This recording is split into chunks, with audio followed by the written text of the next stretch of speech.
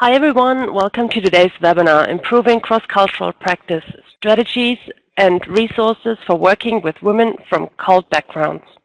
1-800-RESPECT is pleased to welcome Alexandra Ridgway. Alexandra Ridgway is the Director of Ridgway Consulting. Her work as an independent consultant specializes in the areas of family violence, innovative justice, and cross-cultural service delivery. In 2012, Alexandra established the In Touch Legal Center at the In Touch Multicultural Center Against Family Violence in Melbourne. In 2014, Alexandra undertook research for 1-800-RESPECT into best practice methods for working cross-culturally with cult victims, survivors of family violence and sexual assault. The outcome of this research provides the foundations for the webinar Alexandra will present. During the webinar, you are encouraged to participate by posting questions to Alexandra. Your questions can be typed into the chat box, which is located at the bottom left-hand side of your screen. Responses to your questions will be answered at the end of the presentation. I'd now like to pass you over to Alexandra to begin. Thank you for that lovely introduction, and welcome to today's webinar. I will be speaking with you about improving cross-cultural practice, strategies and resources for working with women from cult backgrounds. But before I begin, I'd like to acknowledge the traditional owners of the land on which we meet, their elders both past and present, and then the Aboriginal or Torres Strait Islanders who are participating today. So to begin with, just a little bit about the purposes of today's webinar. We'll be looking at cross-cultural practice and specifically strategies and resources for working with cult women who are victim survivors of family violence and sexual assault. The important message here is that today's webinar will be focused on practice. So in other words, your practical skills.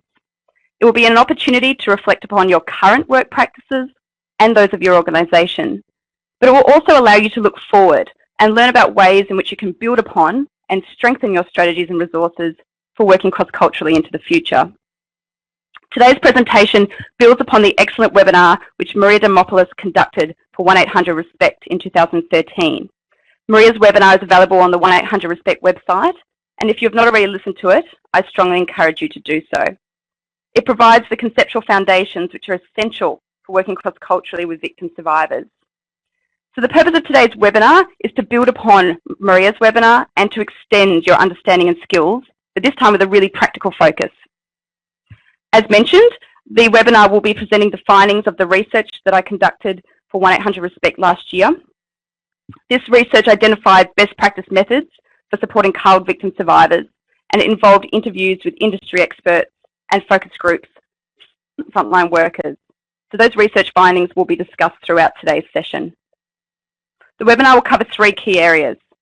These are 1, how to use a human rights approach for working cross-culturally, 2, skills in cross-cultural communication and engagement, and 3, specific techniques for working with victim survivors of sexual assault. But before we begin, let's start by discussing the importance of taking time to reflect, because that's exactly what you're doing right now. Today, you're not only entering a training space, you're also entering a reflective one.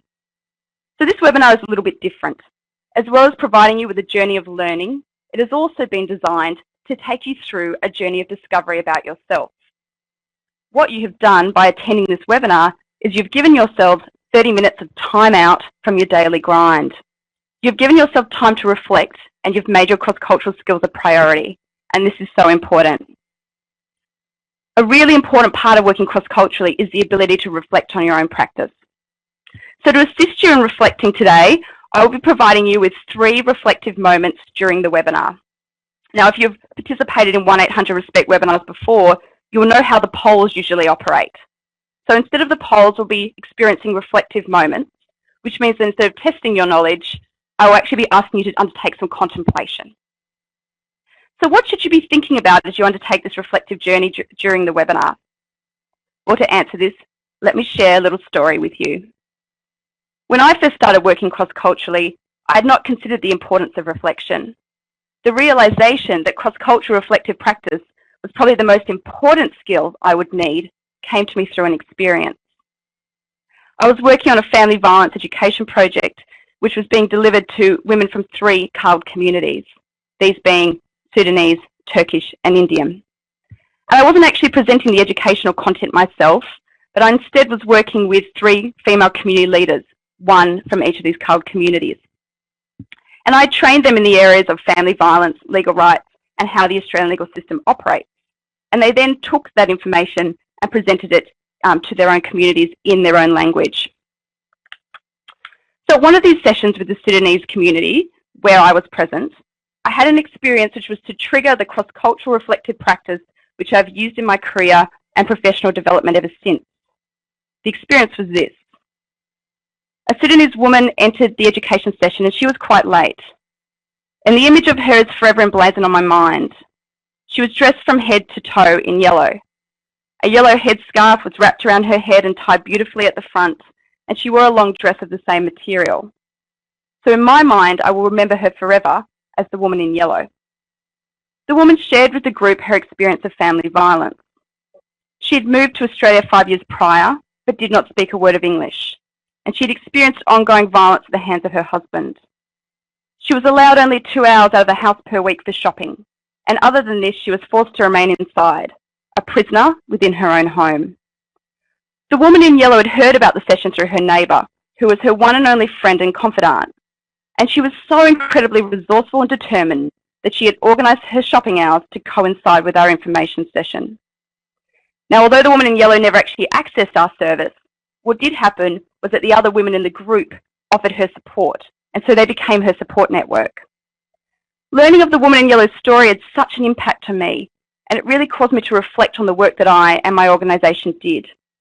I came up with 3 really basic reflective practice questions which I've continued to use in my career ever since.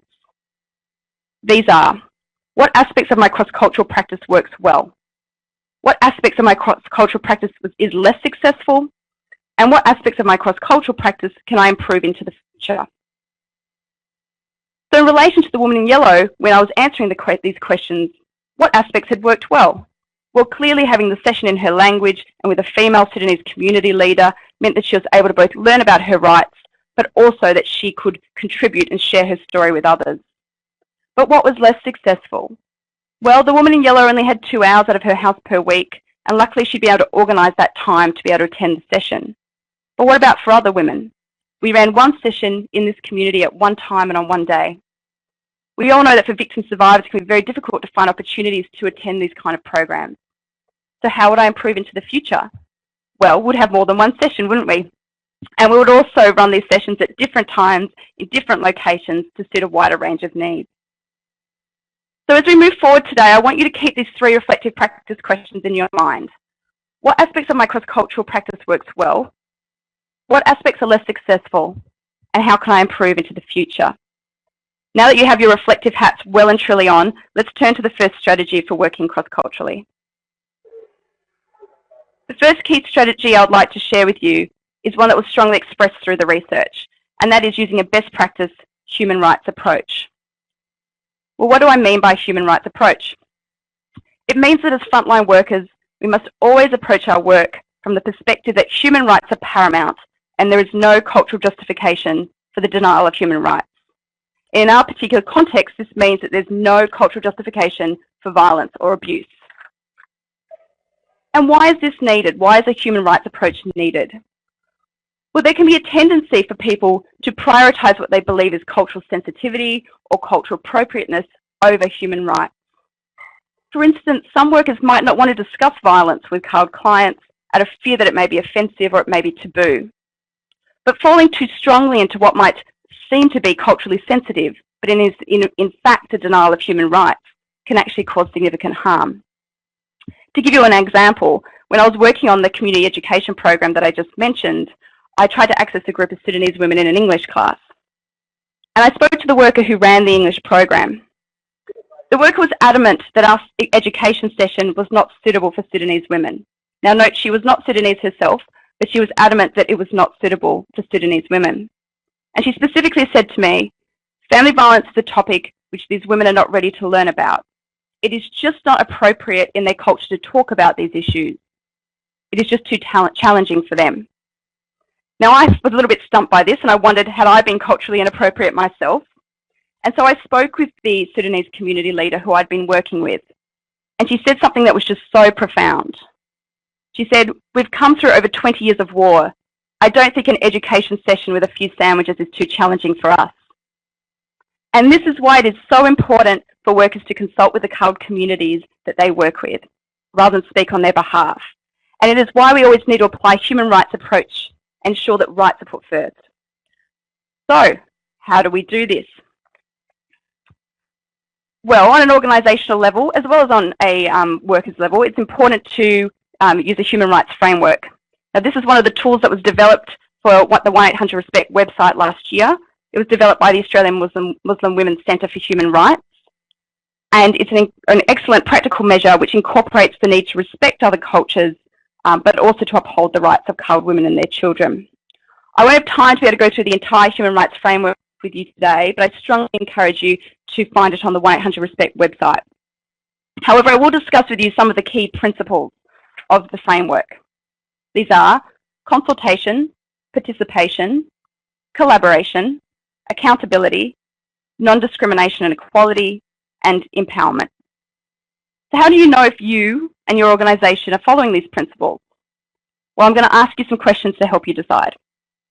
So, in terms of consultation, does your organisation consult with CALD women? Do you actively seek the voices of women in CALD communities? And are your consultations inclusive? Second, participation.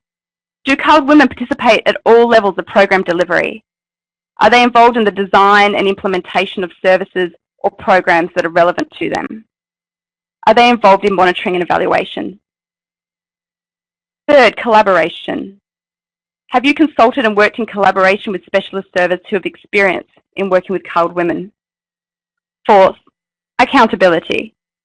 Is your service answerable to CALD women for its actions and decisions? And are there avenues for redress for when it does not deliver? Fifth, non-discrimination and equality. Are all women treated with dignity? Are they able to access the service equally and without discrimination? And sixth, empowerment. Do you provide CALD women with the information, resources and skills to take control of their own lives and make their own choices? These 6 principles are the essential ingredients for applying a human rights approach. And as a practitioner, you also need to think about these principles, but also you need to think about these other questions. Is the safety of all clients prioritised? Do CALD women receive the same services as non-CALD women? Are CALD women empowered to make their own choices? And is each client treated as a unique individual? Now, I hope you still have your reflective practice hats on and that you've been thinking, does my organisation use a human rights approach? Do I?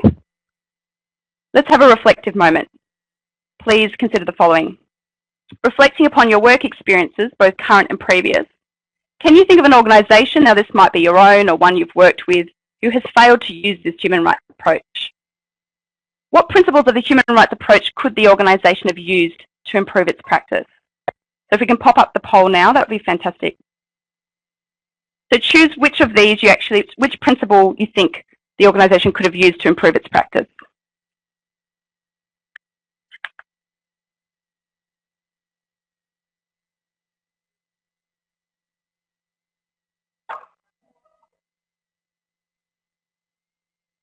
Fantastic, I can see the answers coming through and that a lot of you are actually indicating that all of the above, so that what happens sometimes is that if we don't use one principle, we don't use all of those principles. So it's great to see that you're all reflecting very well. So moving along to the next area, which is cross-cultural engagement and communication. Now, we all know cross-cultural engagement and communication are the building blocks for developing relationships of trust with CALD women. And there are 3 key strategies for effectively engaging and communicating with CALD victim survivors. These are A, inquire about pre-migration and settlement experiences to assist in understanding your client's worldview. B, acknowledge that there are significant differences between the systems in your client's country of origin and Australia. And C, take the time to gently and clearly explain what services exist, how they operate, and how they can assist your client to be safe. There's a lot of really excellent information on the 1800RESPECT website on this topic, which was developed by In Touch Multicultural Centre Against Family Violence. And I encourage you to look at this information on the website, but I will also provide you with a summary. So let's start by looking at stage 1, inquiring about worldviews. Well, what do we mean by worldview? Well, a worldview is how we understand and make sense of the world around us, and it includes beliefs and value systems. To give you an example, one of the Indian caseworkers who I used to work with had a challenge in explaining the legal system to her client. Her client had watched a number of Bollywood movies, and she thought that if she went to court, it would be like the court scenes in the Bollywood films. So these scenes were often quite emotional. There were lawyers arguing at one another. There was finger pointing towards the victim, and there were members of the public yelling from the court seats. So this was her worldview, because this is how she understood the court system. And so the worker needed to work with that understanding in order to explain that the Australian system was different, and it wasn't like what she'd seen in the films. So why is it necessary to understand a client's worldview? Well, it deepens our understanding of their context, and of their experiences, their decision-making, and their challenges. So if we had not known that this Indian client saw the courts through this Bollywood lens, we wouldn't know how to explain the way the system operates here. And so what should be considered when we're trying to understand a client's worldview? Well, there are 3 key areas. These are pre-migration experiences, settlement experiences, and cultural context. In Touch has developed a list of questions for how to ask about these 3 areas, and those list of questions are on the 1-800 website. I don't have time to go through them today, but I encourage you to read them after the session. So once we understand our client's worldview, we then need to acknowledge difference. We need to acknowledge and respect that there are differences between the systems in other countries and the system in Australia. There are different justice systems. In Australia, we have laws that aim to protect victim survivors, but this may not be the case in other countries. There are different views and different experiences of police. Police are expected to respond to family violence in Australia and sexual assault, but CALD clients might have pre-migration experiences where police are not to be trusted. I lived in Southeast Asia for 6 months, and while I was there, I was warned that if I ever experienced sexual assault, I should never report it to police, but rather I should go to the Australian Embassy. And I was told that if I did report it to police, I would not be taken seriously, or there may be a risk that I may be sexually assaulted again, this time at the hands of police. Now, I was really surprised by this, because in my mind, the police would take me seriously, and they would not commit such a crime. And I'm not sure how true these warnings were, but at the same time, a friend of mine had his camera stolen, and he went to the police station. And in order to get a police statement, he was asked to pay a fee, essentially a bribe. And then a friend of mine was pulled over on her scooter for a driving offence she didn't commit. And she also, to prevent going to court, had to pay a fee, which was a bribe. So through all these experiences, I suddenly realised that I was in the dark when it came to this justice system that I didn't know about, and that my preconceptions came from my understanding of the Australian system. The same applies to CALD communities. They may come to Australia with a completely justified fear of police because this is due to their experiences in their country of origin. So we need to acknowledge and respect these differences. And we also need to acknowledge and respect that there are differences in the support systems in different countries. Not all countries have family violence and sexual assault services. And if they do, they may not be free or confidential. So it's really important that we explain this to our clients. And it also needs to be explained that the service is there to empower the woman, to actually give her options for her to make the final decision, not to tell her what to do. So how do we explain these differences in these different systems? Well, it's important to use various communication techniques. So this includes visuals, storytelling, diagrams of the service system. We also need to ask open-ended questions and allow time for clients to express their own thoughts in their own words. And we need to check in to ensure that we're both understanding each other. Another important element is that we need to use what's called the window of opportunity. What is the window of opportunity? Well, it is the first time that a CALD client engages. So it's the first point of engagement. And why is it important? Well, how you communicate during the window of opportunity can determine the rest of your interactions and can have a direct or indirect impact on client safety and wellbeing. So I'm just going to show you 2 videos now that were developed by 1-800-RESPECT in conjunction with In Touch Multicultural Centre Against Family Violence. These videos demonstrate effective and ineffective communication and engagement techniques during that window of opportunity stage. And so first, we'll look at the video that shows how communication methods lead to cultural misunderstanding. And then after that, we'll look at how they can lead to cultural understanding. So if we can just show the first video now.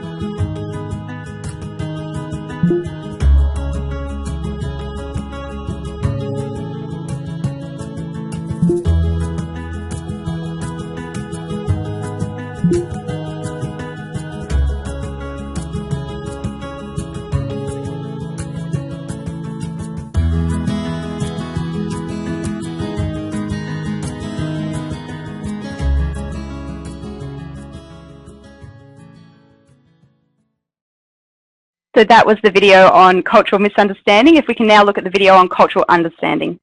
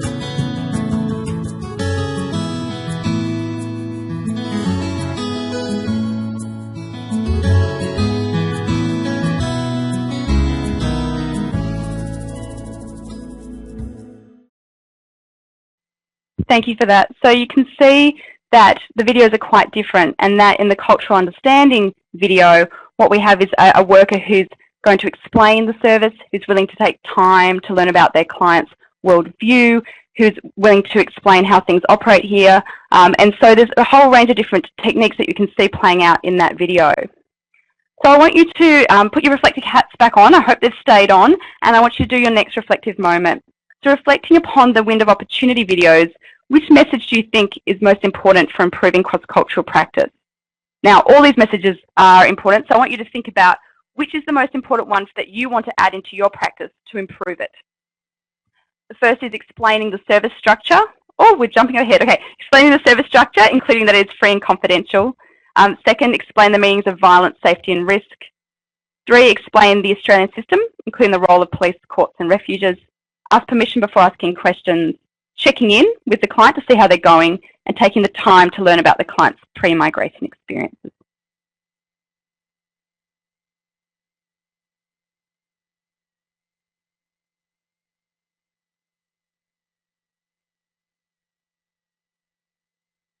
So I can see that it's actually people are thinking there are a lot of these different elements that they would like to include in their work, but primarily it is taking the time to learn about your pre-migration experiences. And that can be quite challenging because we're constantly rushing, aren't we? And we're very busy. We have a huge workload and lots of clients, but it's really important for us to learn about our clients, where they've come from, their experiences, in order to build those relationships of trust so that we can actually keep them engaged into the future.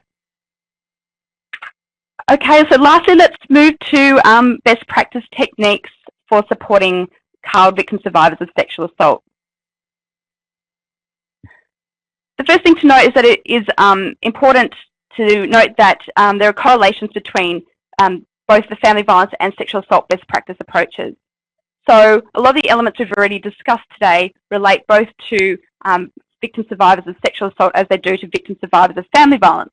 And we also know that there's often sexual violence as well in a family violence situation. So there's a lot of overlap between the two. But there are also some other key elements to keep in mind.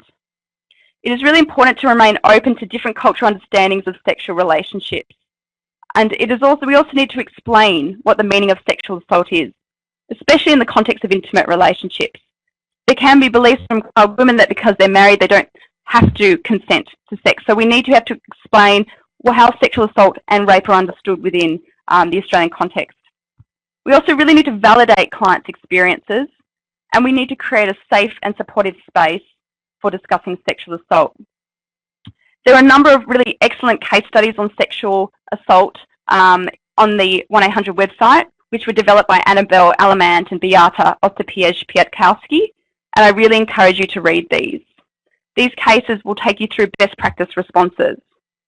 But today I'm just going to take you through another case that I know of, and we're going to explore together how the principles we have learned can be applied to this.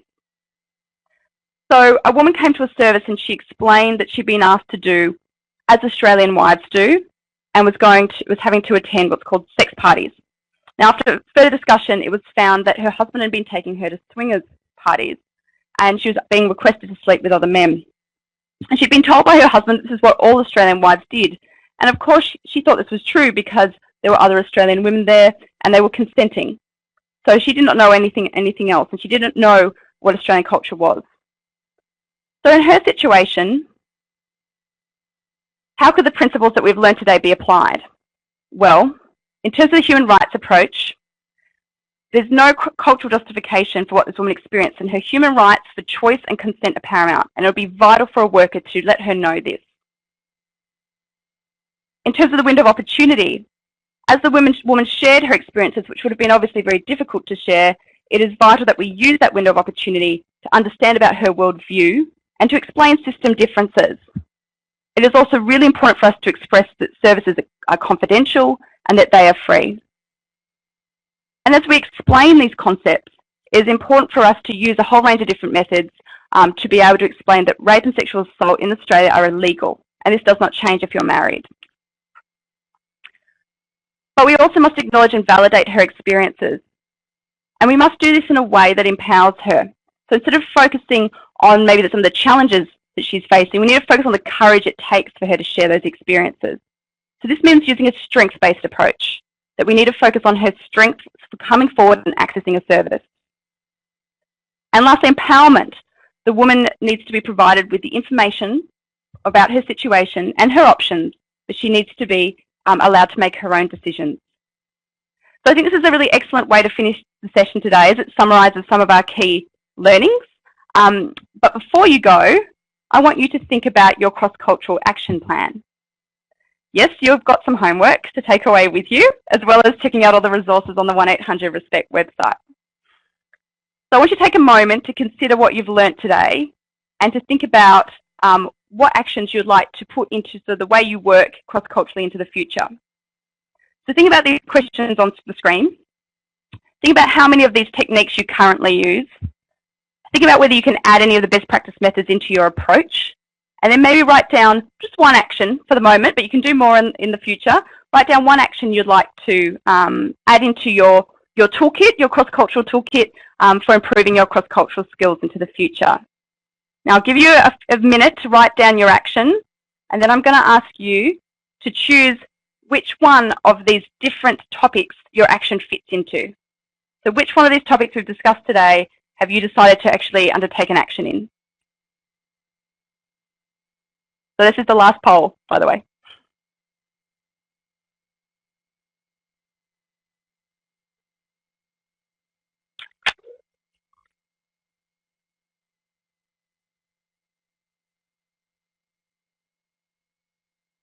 So great to see that you've all decided on your actions so quickly. And the majority of you are going to deepen your knowledge about your client's worldview. And I think that's a really fantastic thing. So it's a really great next step is to learn more about where your client comes from so that you can build a really wonderful relationship of trust together. All right, so to conclude, I'd like to make some acknowledgements. Go back to the acknowledgements page. I'd like to acknowledge all the assistance I received from all the wonderful research participants and also the tool developers in developing the tools. The research participants were Annabelle Alamant and Beata Ostapiej-Pietkowski, Jomana Elmatra, Maria Demopoulos, Maya Avdebegovic, Rishan Bandari, and Trisha Mamitra Khan. And the tool developers were the Australian Muslim Women's Centre for Human Rights, who developed the Human Rights Framework and Reflective Practice tool, In Touch Multicultural Centre Against Family Violence, who developed the tools on cross-cultural communication and engagement, Annabelle Alamant and Beata Ostapiej-Pietkowski, who developed the resources for supporting child victim survivors of sexual assault. So thank you, I look forward to taking your questions.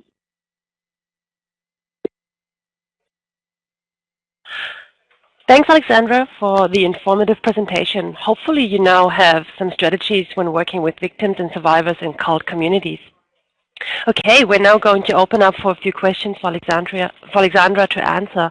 If you would like to ask a question, please do so by typing the questions into the chat box at the bottom left of your screen.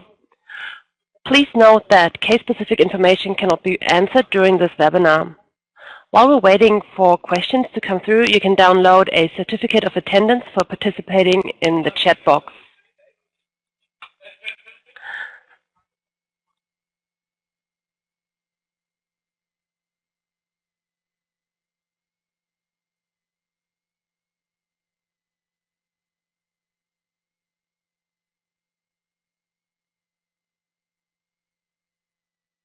Okay, we have had a few questions come through. The first question is from Mary. How do you incorporate reflective practice into your work in the family violence sector?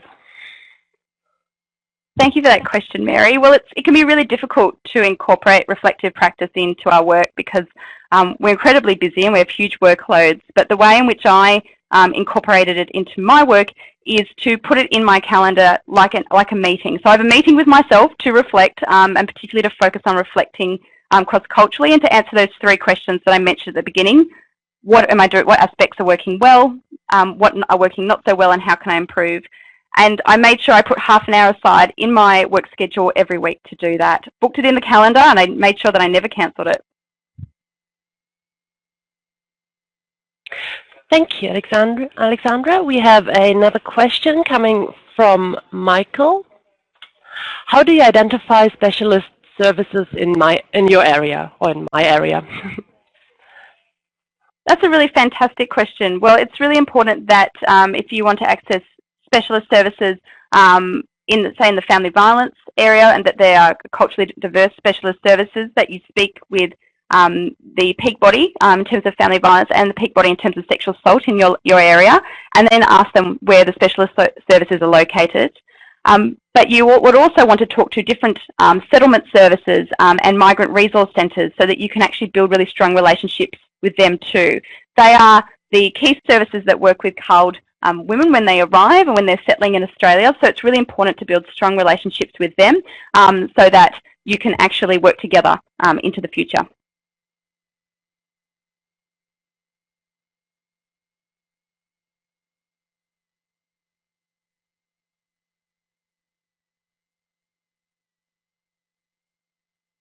Thank you, Alexandra. We have another question coming from Lisa. Can you talk a little more about the sexual assault resource? Yeah, absolutely. So the resource on the website has a number of case studies which were developed by experts in the CALD sexual assault space, the two I spoke of. And so what happens is when you'll read the case study, and then there are different responses to different parts of the case. So there's an advice around how to communicate with the client, how to support the client, and for each of those different elements, it gives you best practice responses. So if you go to the 1-800-RESPECT website and you look at the case studies, you'll be able to click on these sort of pop-up boxes, which then give you advice as a worker for how to respond to each of the different elements of the case.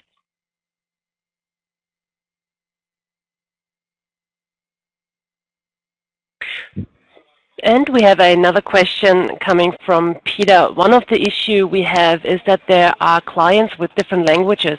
Do you know of any resources in language? Well, 1-800-RESPECT has actually, how many languages is it? 28 languages. I just had to check that to be 100% sure. Now has information on their website in 28 languages. So it would be really great if you can check out the 1-800-RESPECT website. But also, like I said, do build relationships with CALD specialist services or migrant resource centres, and also try and build good relationships with interpreters, because you can get some really good interpreters in your area. They can really support you, and they can link you in with where those resources are. I would really encourage you to check out the 1-800-RESPECT translated resources. Thank you. Rochelle has a question. Is there a place for taking the time to reflect on one's own culture and cultural assumptions in cross-cultural practice?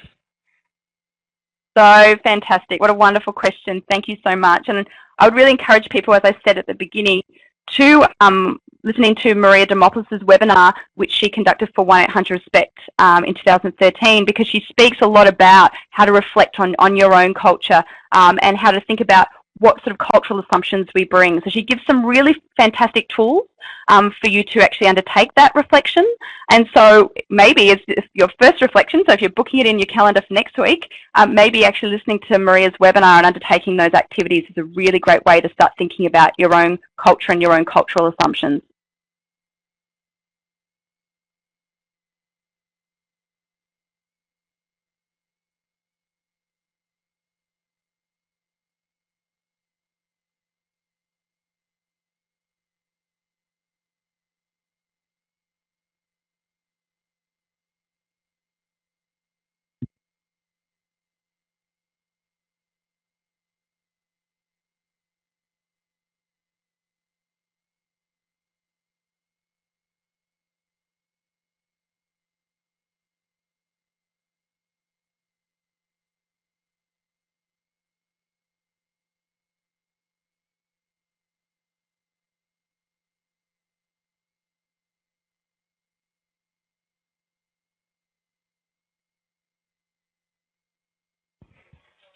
And we have another question from Meg.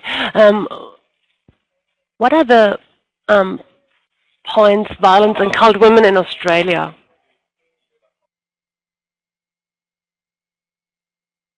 Sorry, can you repeat that question? Yeah, what are the points of PPT, violence and CALD women in Australia?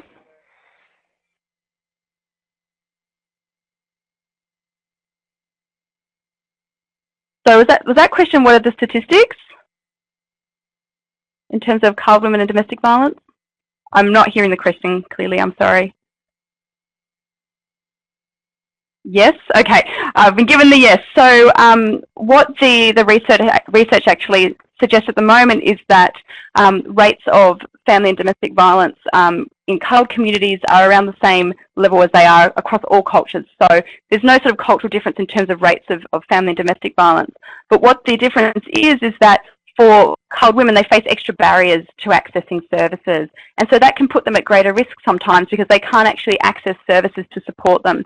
So it's really important that we do use that window of opportunity to engage really effectively, and that we also build really strong relationships with culled specialist services so that when women do come out and try and engage and connect with a service, that we're there to support them with that very difficult step. Thank you, Alexandra. Alexandra, well, it looks like we're just out of time. Thank you for answering all those questions, and thank you everyone for attending today's webinar. Our next webinar is on Thursday, 25th of June, and will be presented by Heather Nankaro from NROSE. Registrations for this webinar will open soon, so look out for your invitation in the coming weeks. On behalf of the entire 1-800-RESPECT team, thank you for attending this webinar, and we hope that you have found it valuable. Please stay online now to take our quick survey. Thank you.